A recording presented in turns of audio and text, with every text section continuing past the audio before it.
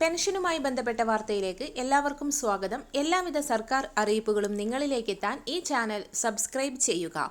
2025 മുതൽ തൊഴിൽ മന്ത്രാലയം ഒരു കേന്ദ്രീകൃത പെൻഷൻ പേയ്മെന്റ് സംവിധാനത്തിലേക്ക് മാറുന്നു.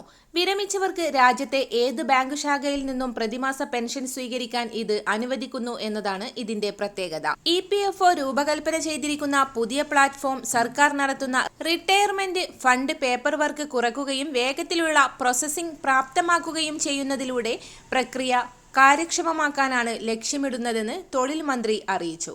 പെൻഷൻകാർ ബാങ്കുകൾ മാറുമ്പോഴോ പുതിയ സ്ഥലത്തേക്ക് സ്ഥലം മാറ്റം ലഭിക്കുമ്പോഴോ പേയ്മെന്റ് ഓർഡറുകൾ ഫിസിക്കൽ ട്രാൻസ്ഫർ ചെയ്യേണ്ടതിന്റെ ആവശ്യകത ഈ സംവിധാനം നീക്കം ചെയ്യും. പകരം ഗുണഭോക്താവിന്റെ ബാങ്കോ സ്ഥലമോ പരിഗണിക്കാതെ പെൻഷൻ പേയ്മെന്റുകൾ തടസ്സമില്ലാതെ ആക്സസ് ചെയ്യാനും സാധിക്കും. ഈ സംരംഭം എംപ്ലോയീസ് പെൻഷൻ സ്കീം 1995 ഏകദേശം 7.8 ദശലക്ഷം വരിക്കാർക്ക് പ്രയോജനം ചെയ്യും. ഇത് നിർവചിക്കപ്പെട്ട സംഭാവനകളും നിർവചിക്കപ്പെട്ട ആനുകൂല്യങ്ങളും സംയോജിപ്പിച്ച് പ്രതിമാസം 15,000 വരെ വരുമാനമുള്ള ജീവനക്കാർക്ക് ലഭ്യമാണ്. നിലവിലെ സമീപനത്തിന് പകരമായി കേന്ദ്രീകൃത പ്ലാറ്റ്ഫോം പെൻഷൻ വിതരണം ഏകീകരിക്കും. ഓരോ പ്രാദേശിക EPFO ഓഫീസും നിലവിൽ പരിമിതമായ എണ്ണം ബാങ്കുകളുമായി വ്യക്തിഗത കരാറുകൾ നടത്തുന്നു. അതായത് പെൻഷൻകാർ നിർദ്ദിഷ്ട ബാങ്കുകളിലേക്കും ശാഖകളിലേക്കും പരിമിതപ്പെടുത്തിയിരിക്കുന്നു.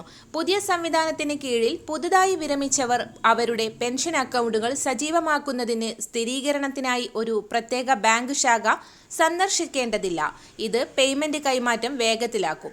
എല്ലാവിധ സർക്കാർ അറിയിപ്പുകളും വിശദമായി തുടർന്നും നിങ്ങളിലേക്കെത്താൻ ഈ ചാനൽ സബ്സ്ക്രൈബ് ചെയ്യുക.